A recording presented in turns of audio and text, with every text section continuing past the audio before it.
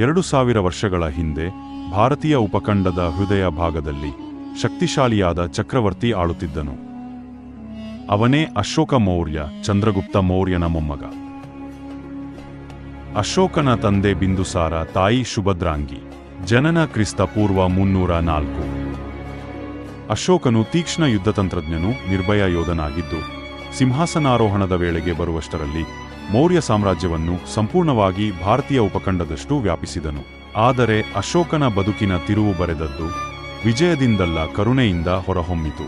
ಕಳಿಂಗ ಯುದ್ಧದಲ್ಲಿ ಅಶೋಕನ ಸೇನೆ ಚಿಕ್ಕದಾದರೂ ಧೈರ್ಯವಂತರಾದ ಕಳಿಂಗ ರಾಜ್ಯವನ್ನು ಸೋಲಿಸಿತು. ದಯಾ ನದಿಯ ತೀರದಲ್ಲಿ ಕಳಿಂಗ ರಾಜ್ಯದ ರಾಜ ಶುದ್ಧಧರ್ಮ ಹಾಗೂ ಅಶೋಕನ ಮಧ್ಯೆ ಯುದ್ಧ ನಡೆಯುತ್ತದೆ. ದಯಾ ನದಿ ರಕ್ತದಿಂದ ತುಂಬಿರುತ್ತದೆ. ಜಯವು ಅಶೋಕನದಾಗಿತ್ತು.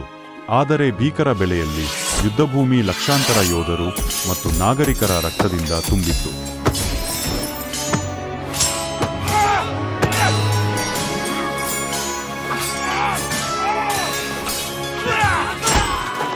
ಅಶೋಕನು ಶವಗಳ ನಡುವೆ ನಡೆಯುತ್ತಿದ್ದಾಗ ಗಾಯಗೊಂಡವರ ನಿಟ್ಟುಸಿರುಗಳು ಅವನನ್ನು ಕಾಡತೊಡಗಿದವು.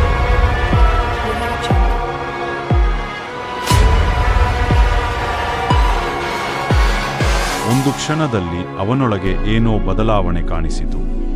ಅವನೊಳಗಿನ ಪಶ್ಚಾತ್ತಾಪ ಮತ್ತು ದುಃಖದಿಂದ ಅಶೋಕನು ಹಿಂಸೆಯಿಂದ ಹಿಂದೆ ಸರಿದನು. ಬುದ್ಧನ ಉಪದೇಶಗಳನ್ನು ಸ್ವೀಕರಿಸಿ ಶಾಂತಿ, ಧರ್ಮ ಮತ್ತು ಕರುಣೆಯ ಹೊಸ ದಾರಿಯನ್ನು ಹಿಡಿದನು. ಅಶೋಕನು ಬೌದ್ಧ ಭಿಕ್ಷುಗಳೊಂದಿಗೆ ಬೋಧಿ ವೃಕ್ಷದ ಕೆಳಗೆ ಧ್ಯಾನದಲ್ಲಿ ಮಗ್ನನಾದನು.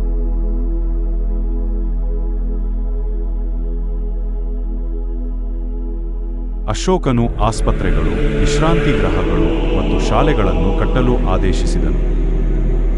ಶ್ರೀಲಂಕಾ ಮತ್ತು ಮಧ್ಯ ಏಷ್ಯಾ ಮುಂತಾದ ದೂರದ ದೇಶಗಳಿಗೆ ಬೌದ್ಧ ಧರ್ಮ ಪ್ರಚಾರಕರನ್ನು ಕಳುಹಿಸಿದನು. ಅಶೋಕನು ತನ್ನ ನಂಬಿಕೆಗಳನ್ನು ಶಿಲಾಸ್ತಂಭಗಳಲ್ಲಿ ಮತ್ತು ಶಿಲೆಗಳ ಮೇಲೆ ಕೆತ್ತಿಸಿದನು. ಅಶೋಕನ ಶಿಲಾಶಾಸನಗಳು ಇಂದಿಗೂ ಕಂಡುಬರುತ್ತವೆ. ಅವನು ತನ್ನ ಜೀವನದ ಅಂತ್ಯದವರೆಗೆ ಜ್ಞಾನ ಮತ್ತು ನೀತಿಯೊಂದಿಗೆ ಆಡಳಿತ ನಡೆಸಿದನು. ಯುದ್ಧನಾಯಕನಿಂದ ಶಾಂತಿಯ ಹಾದಿಗೆ ಮುಖ ಮಾಡಿದ ಈ ಪರಿವರ್ತನೆ ಇತಿಹಾಸದಲ್ಲಿನ ಅತ್ಯಂತ ಪ್ರಭಾವಶಾಲಿ ಪರಿಹಾರ ಕಥೆಗಳಲ್ಲೊಂದಾಗಿದೆ.